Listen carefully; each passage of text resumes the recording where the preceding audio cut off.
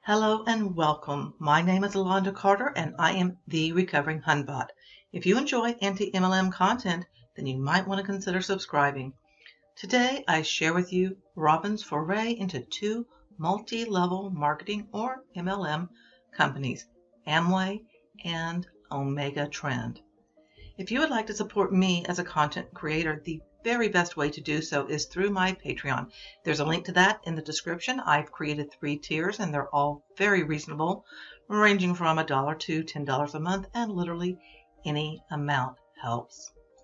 What can I say? No one starts out with all the things. And I have certainly been limping along with my gear. I am working on upping my game a little bit at a time. I have a new mic and I'm wearing some closed back headphones, so please let me know what the sound is like for you. I apologize for not being on the screen, but I have a super busy week and I'm making this in the wee hours of the morning, so you know what? I just don't feel like getting all fancified, And now let's get on with Robyn's story. Robyn is married and has 3 children. Due to a brain injury, though, she no longer works outside of the home. Before her injury, she was an accounts manager. Robyn joined 2 multi-level marketing companies. In her 20s, she joined Amway, and in her 30s, she joined Omegatrend. Both times that she joined, she was basically on the financial struggle bus. Being unhappy with her life situation, the MLM really seemed to offer hope and, that whole financial success thing. When Robyn signed up with Amway and Omegatrend, her, quote, upline had just started out both times, and she was the very first person that they recruited on their team. Robyn said that she relied on her upline's upline, the person above her upline, person above her person that signed her up. It just gets so confusing. Anyway, this person said that, yes, you can have financial success. So that's just what, Robyn kind of like really took to her heart, that it was possible. When she joined Amway, she was shown, quote, the plan, which was basically a sales and marketing plan for Amway. She went to some business meetings, but really had no idea, what was going on. And she found out that when she went to this business meeting, it was actually an MLM that was being presented called Omegatrend. When she joined Amway, she was shown, quote, the plan, which was basically the sales and marketing pitch of Amway. When she joined Omegatrend, though, she didn't have any idea that she was going to go and hear anything about a multi-level marketing company. It was just kind of like it was a surprise to her, But in this meeting, they talked about these different points that you earned, and these points were to translate into money. And once she actually heard this business plan that Omegatrend presented, her heart sank because, she knew it was Amway all over again, and yet she still signed up. Prior to Amway, Robyn knew nothing about MLMs. When she entered with Omegatrend, she had her Amway experience under her belt, but like I said, she still joined. Overall, Robyn had just this desire to be financially independent and work from home. That's why she, joined Amway and then later Omegatrend. MLMs have a way of wording things that, it makes the quote opportunity sound ever so good. And this is because they have been using thought reform techniques for a very long time. And these techniques are very subtle initially. You don't even know it's happening. Now, I'm not going to pretend that I know what either, used in terms of thought reform, the techniques that they used.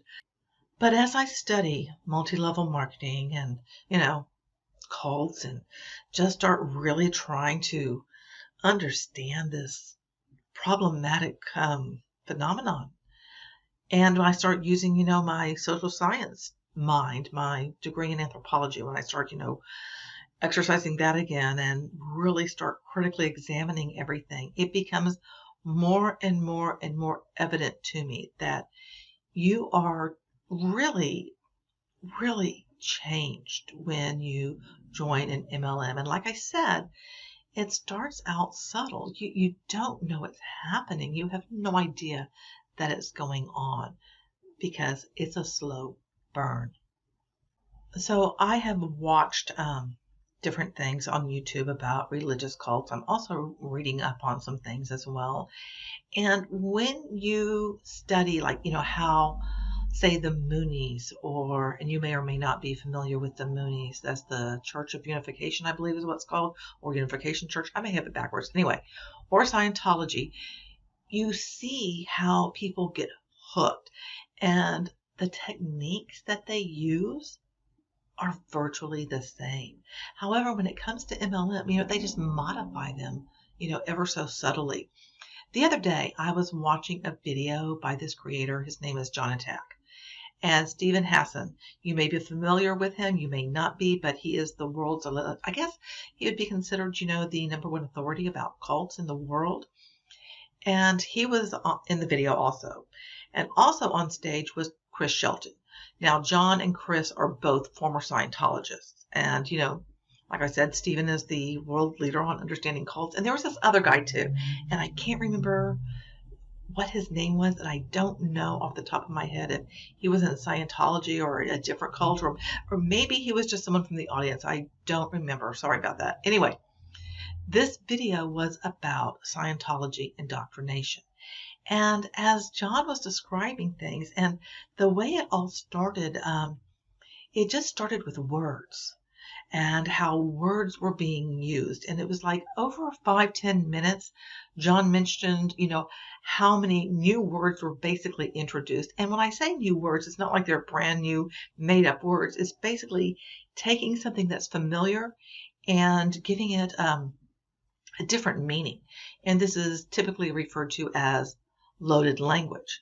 And I totally related to this due to my Beachbody experience. It was really fascinating to watch. But one of the things that Stephen said is that they will use this technique of confuse you by using words in a different way.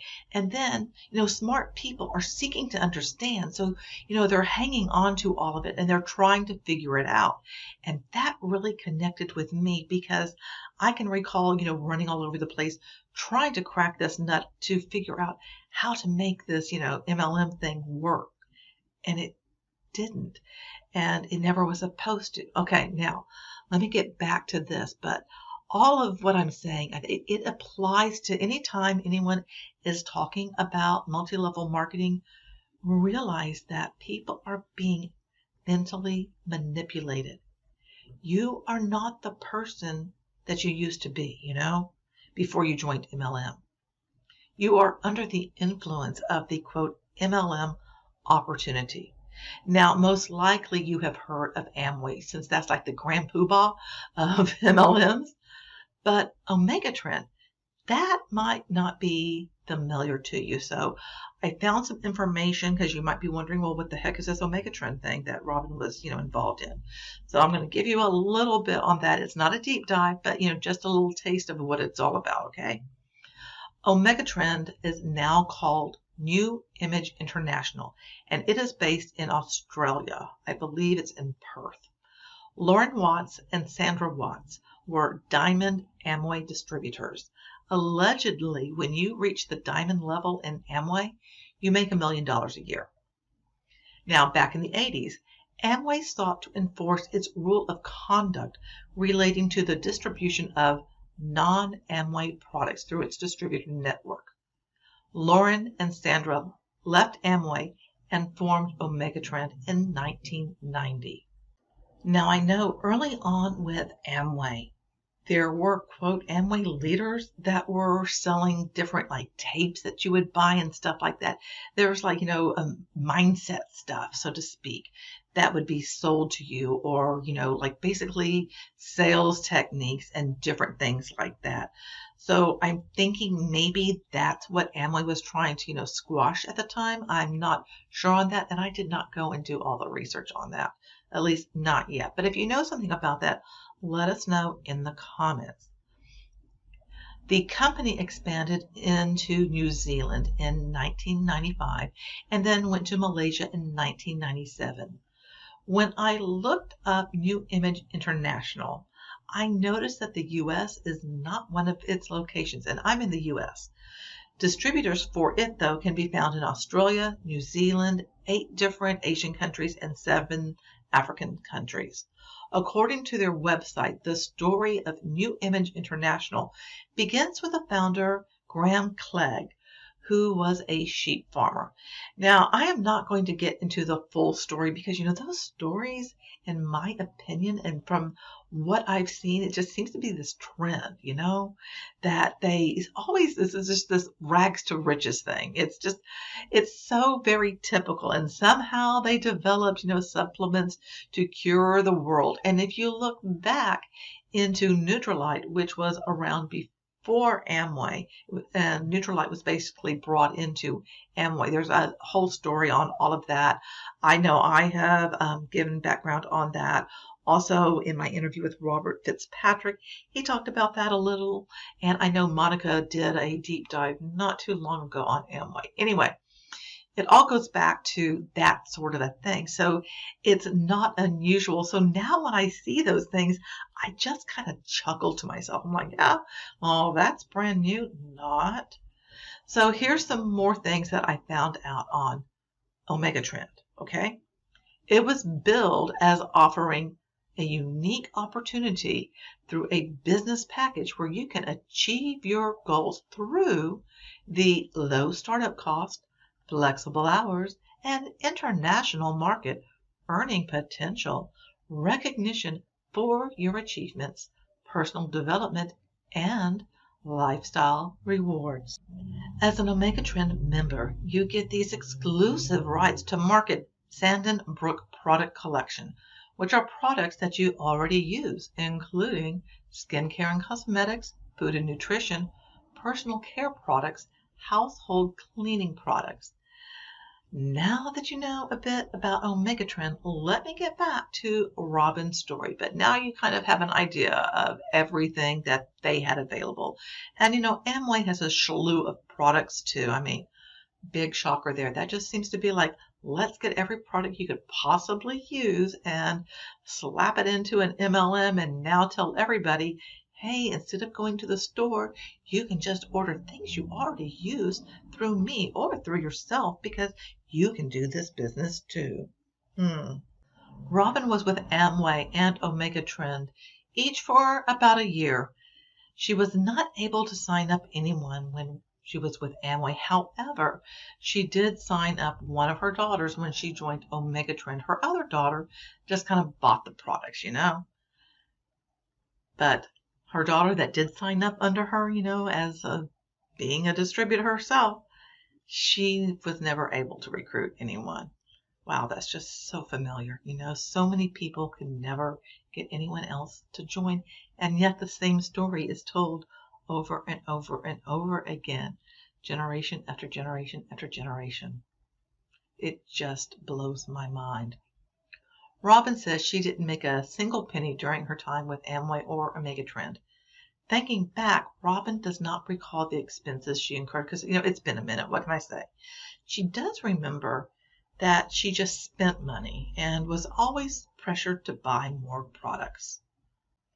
The pressure to buy more, that is certainly nothing new nor nothing old. That just, is pervasive with these MLMs. And again, it just, each time I hear it, it just really, really gets me hot under the collar because it's like, wow, it's always the same story. It's the same thing. You just slap a different name on the company offering this quote opportunity that everyone's going to run and jump on and, just work hard and you can do this too. It's such a bunch of BS. When asked about the training she received, Robyn says there was really very little. Both times in multi-level marketing. She signed up, and the person who signed her up tried to help, but they weren't exactly successful themselves, so they really couldn't offer much guidance. Now, there's the kicker right there about, getting someone to help you. Because I've seen this over and over and over again, and Lord knows I ran all over the internet trying to crack the nut myself. Now, how and why one person is, quote, successful and another one is not, the only thing I always come back to is that they have some sort of influence. They have some sort of network. And within that network, they're able to get people to say yes. But I also think something else happens. And I could be absolutely 100% wrong on this. This is just kind of me going off on a tangent, if you will. But I kind of feel like because these people who are, quote, successful and they buy into the story that they're told, it's like they have to transform themselves in some way. Now, maybe some are susceptible and kind of slimy, to begin with. Maybe it attracts people that already are doing some behavior that would be considered questionable. But I think there is also plenty of people that, are ethical to start out, but at some point, ethics and integrity just have to go out the door because you're just trying to keep your thing together and you become willing to take advantage of people, but you don't see it as taking advantage of anyone because you honestly, full on believe that all it takes is consistent hard work and anyone can do it because, hey, I did it. I really think people totally believe that with all of their heart and don't see it as being deceptive. That's just Alonda going off on a tangent. So, maybe you agree, maybe you don't, and I'm just kind of thinking out loud, but that just keeps coming back to my mind.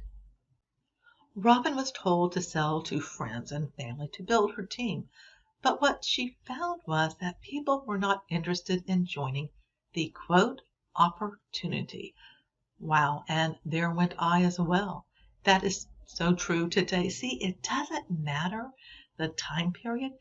People don't want to do this, but the MLM is going to tell you, oh yeah, people are going to be signing up. And they may not say it exactly in those words that I used, but you just get the overall feeling, you kind of read between the lines that it's possible that you can do this.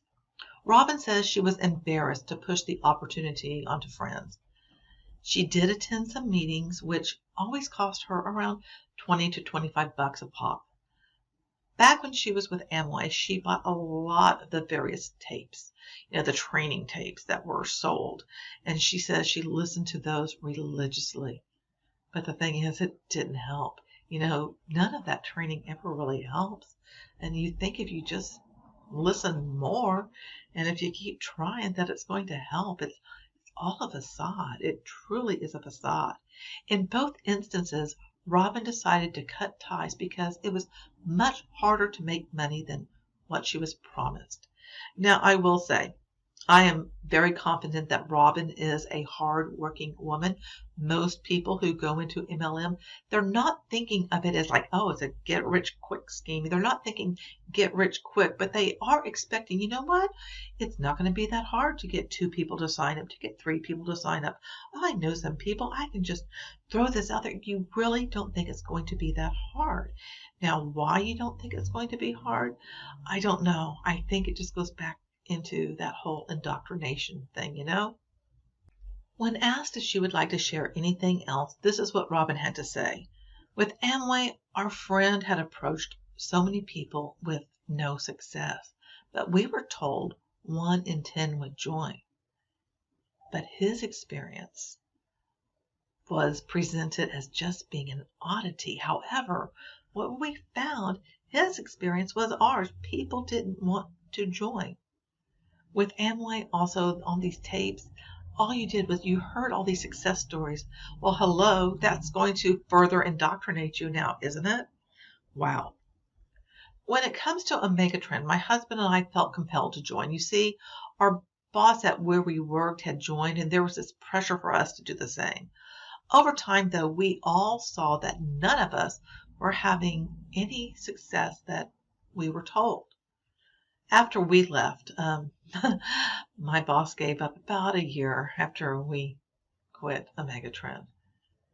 After Amway, we didn't want any involvement with Omegatrend because we knew we wouldn't be successful by ourselves. But we thought since our boss has like these contacts in the network that, maybe we actually could be successful. Our boss signed up his daughter and one of his stepsons in addition to, us and all that. But he wasn't successful. He wanted us to be successful. So he did get someone to sign up underneath us.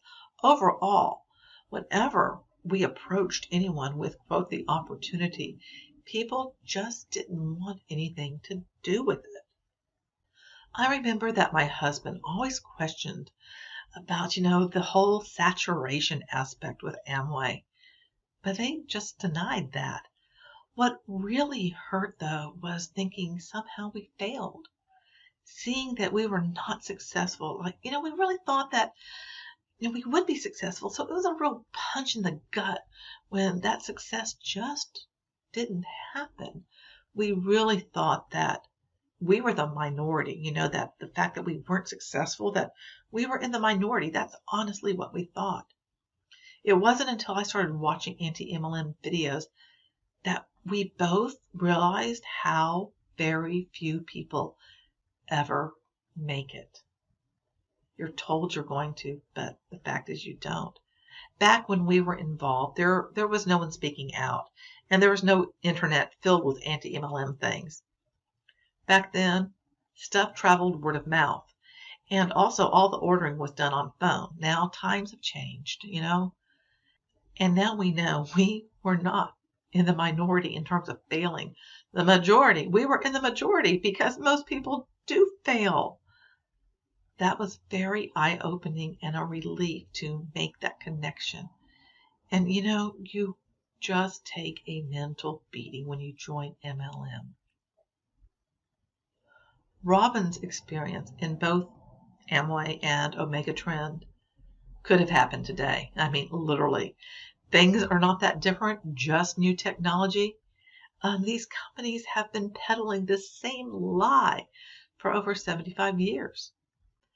As I seek to unravel the many tangled tentacles of MLM, it becomes so much clearer that the tactics that are used are the same as religious cult tactics, just repackaged and, a different name and slapped on them, I mean, like with Beachbody, the 4 vital behaviors and all this stuff. I mean, there's always these little names and trigger things and stuff that, you think if you just do this or you just do that, that things will click, and then you don't see the click, and you just see more money going out.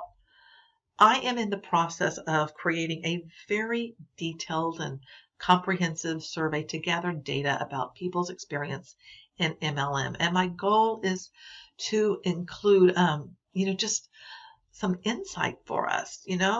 I mean, maybe I am just a total weirdo for wanting to have data. Like, if you think we don't need data, let me know. If you think we do need data, let me know, because I think we need stuff in addition to the income disclosure statements and in addition to the numbers we can get from the Direct Selling Association. I think we need more than that, and there's really not much research at all on multi-level marketing. Something that keeps coming to my mind with this whole thing is that, I haven't, maybe someone, I haven't found anyone. There seems to be no mental health professionals who specialize in helping people heal from their MLM experience. There's a lot of people talking about religious cults, and there's therapists out there to help you, and there's support groups. Not so much with MLM. Now, personally, this is my belief, and I really full on believe this because I reflect back on my own experience, and I also think about, the stories that I've heard and, different things people have shared with me. But I have no doubt that you experience PTSD, post-traumatic stress disorder, after becoming a member of MLM. Because you got to somehow, put yourself back together, and you've got to kind of deal with the trauma you've been through, because it is traumatic. And I don't think people are really focusing very much on the fact that this is a traumatic experience. I think there's a lot of stuff out there, and I've done it myself. I mean, I've made fun of what Huns, post and stuff, and that is, really janky. And yeah, I can laugh at a lot of stuff. But underneath all of that, there's someone who has been messed with.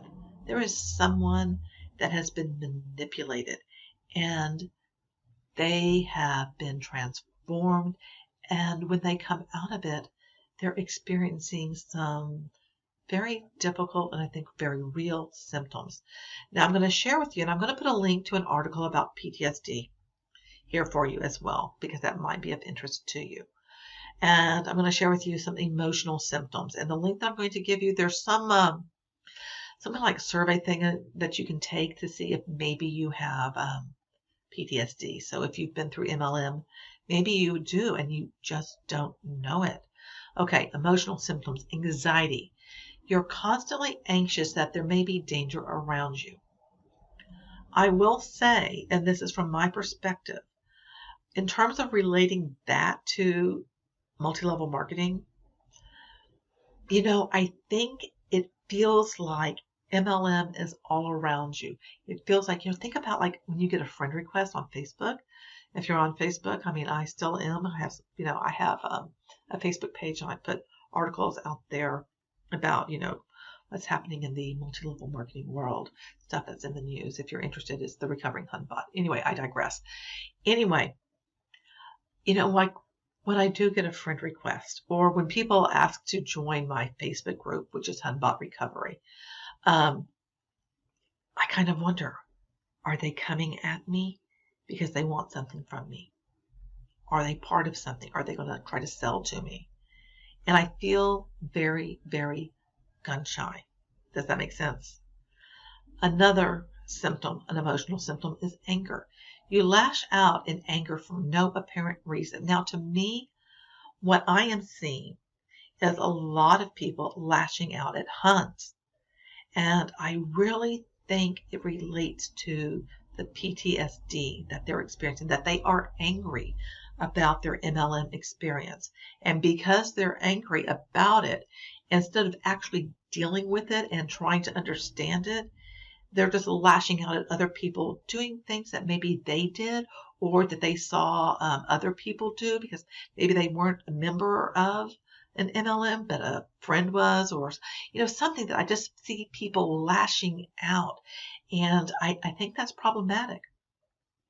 Another symptom is depression. You feel depressed due to misplaced guilt. Guilt about trying to get others to, join you. Guilt about the money you spent on these MLM products. Guilt about trying to recruit friends. I definitely see that. Irritability. You are frequently irritable or moody. And again, I think that also goes back to, how people are treating Huns, whether they're higher tier or lower tier. I think all of that interplays in it. And then the last symptom is sadness. You often feel sad for no apparent reason. I think for ex-MLMers, because one of the things that feels good when you're in MLM is like, oh, there's this sense of community. Oh, you've got these buddies and you're just all just on the same page. I mean, it is intoxicating. But that community is lost when you leave. It's almost like a death, So I think there's this like mourning that's going on as well. And that's where the sadness comes in. And I think it might kind of like hover in the back of your mind. Does that make, am I making sense here? Or am I just, nuts thinking this stuff? As I schedule guests for my segment, Hey Hun, You Woke Up, that goes out as a podcast, I'm going to see if I can find someone who can speak on PTSD. Let me know if you would like to hear about that. And I want to see, if somebody can relate it to multi-level marketing, or maybe through my conversation with them as we discuss it, I can just bring up my observations from my own experience and also my observations from, just the other stories that I've heard. I think that would be of great value. What are your thoughts on that idea? Let me know. Tell me in the comments. If you like this type of content, be sure to hit that subscribe button and the notification bell and give this video a thumbs up. That really does help my content get seen more. And remember, change starts now.